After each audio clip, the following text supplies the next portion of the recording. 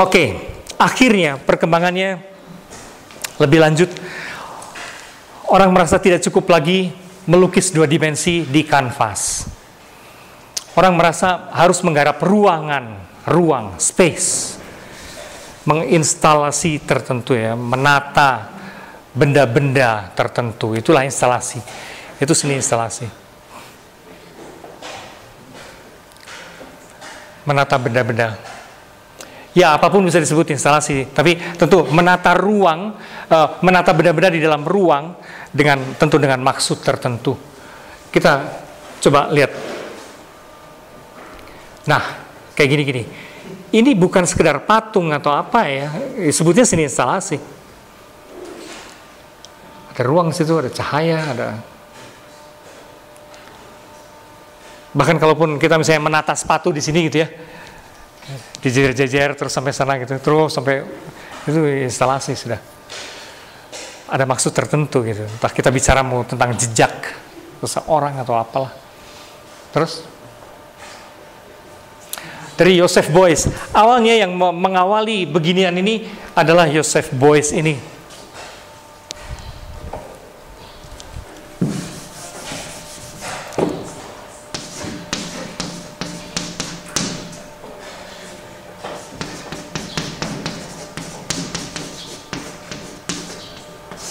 Joseph Beuys. Orang Jerman dengan sendirinya. Maka Beuys dibaca Beuys. Joseph Beuys. Ini karyanya salah satunya. Karyanya. Piano yang dikerubungin gitu jadi berubah bentuknya menjadi kayak sesuatu yang organik ya. Kayak makhluk apa gitu kan ya. Kayak badak, kayak apa gitu. Berubah. Mentransfigurasi. Terus, nah yang paling besar, yang paling terkenal di dunia ini untuk instalasi adalah Christo dan istrinya Jean-Claude. Mereka kerja bareng.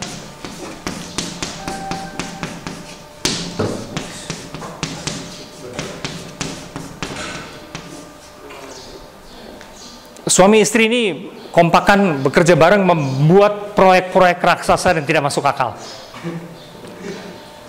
Bayangkan itu 2 bukit digabungkan sama dia pakai layar orange. Dan kesannya itu benar-benar spektakuler dan aneh sekali. Nah, kamu lihat di sini, ini mobil segede gini loh. Mobil segede gini. Orang kan berarti segede gini nih, segede gini. Kebayang nggak itu skalanya? Segede gunung sendiri gitu. Nah, itu melahirkan sensasi aneh, kontras-kontras aneh antara alam dan bikinan dia gitu. Christo, wah itu, saya kira seniman instalasi paling besar ya sampai hari ini. Christo, dia bikin macam-macam. Coba, mungkin ada contoh lain. Nah, itu, gedung parlemen dibungkus gitu. Kerjaan dia membungkus. Tadinya tuh ya. Jadi awalnya dia tuh tertarik pada bungkusan kecil-kecil. Yang menarik adalah paradoks dalam bungkusan. Begitu sesuatu itu dibungkus, kita jadi pengen tahu dalamnya, gitu kan ya. Kalau itu dia nggak dibungkus, kita cuek. Begitu dibungkus, kita jadi penasaran. Nah, dia mulai otak-atik bungkus terus. Lama-lama jembatan dibungkus sama dia, gedung parlemen, museum seni dibungkus, pulau bukan dibungkus, di frame. Pulau, wah nanti gila lah. Orang ini gila sekali. Dan duitnya, modalnya gila-gilaan. Untuk mengurus izin ke balai kota dan segala macam itu udah proses yang sangat panjang. Menyewa para pemanjat tebing. Itu terus belum lagi beli bahannya dan seterusnya itu. Wah itu. Dan sengaja dia mau bilang dia punya bisnis yang menghasilkan duit.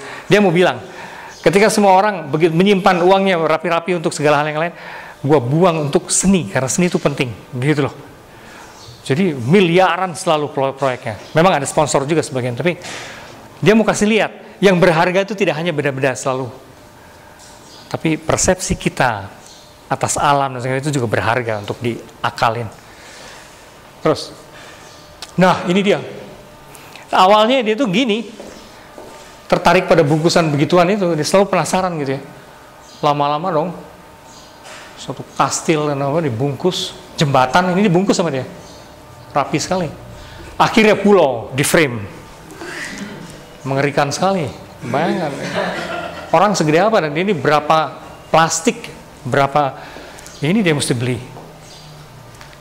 plastik apa, polipropilen atau apa disebutnya, yang gitu, warnanya pink. Dan itu beberapa pulau dia frame kayak gitu.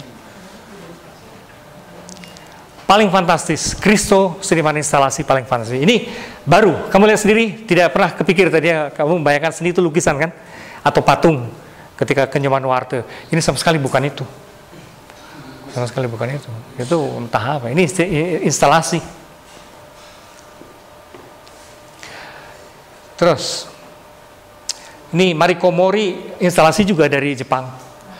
Kalau kita masuk ke situ konon, kamu bisa berbaring, lantas pakai elektroda tempel-tempel gitu, kamu ngelihat ke atas, di situ ada berbagai konfigurasi gambar dari denyut jantungmu.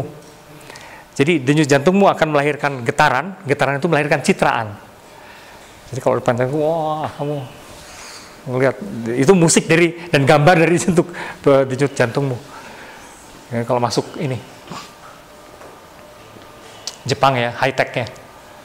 Terus nah ini instalasi dari seniman Prancis.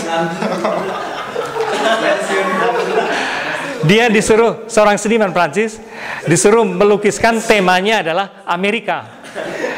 Dia gambar superhero Amerika pada nonton televisi. Biasanya mereka main televisi kan. Ya, sekarang nonton televisi udah di panti jompo. Jadi ada Hulk, ada Captain Amerika, semua udah. Superman.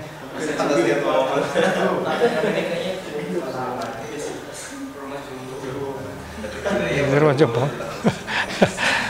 Buat si seniman Prancis ini, Amerika tuh ya kayak gini. Nah ini instalasi. Oke, terus ini juga instalasi. Jadi kalau kita masuk ke situ kaget, kok orang-orang pada terbalik. Jajan kita yang terbalik gitu. Gitu kan. Orang akal-akalan dengan dimensi ruang. Terus, oh, keren sekali kan? Keren sekali. Simple tapi kuat sekali gitu loh. Jadi dari ini semua kita lihat bahwa karya seni memang harus sensasional. Dalam arti bukan hanya menarik perhatian, tapi memang menggedor perasaan kita. Kan ini sederhana, tapi begitu kita lihat, kok ada tangan merayap-rayap gitu. Itu sekilas gimana gitu. Menggetarkan. Padahal simple sekali. Tapi cerdas. Jadi akhirnya seni kontemporer itu akhirnya memang sangat tergantung bukan pada keahlian, skill menggambar atau patung, tapi ini soal ketangkasan berpikir gitu. Kok kepikir gitu kan? Kayak gini itu kan sebenarnya simple sekali. Tidak dibutuhkan skill apapun. Kaos tangan atau apa diisi, tapi cerdas gitu. Efeknya kita lihat agak grek gitu kan.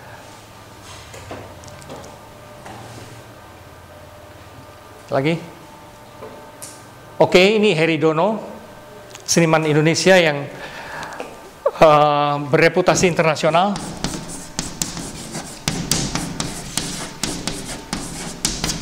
Heri Dono, waktu itu banyak menyindir kekuasaan Soeharto, Orde Baru,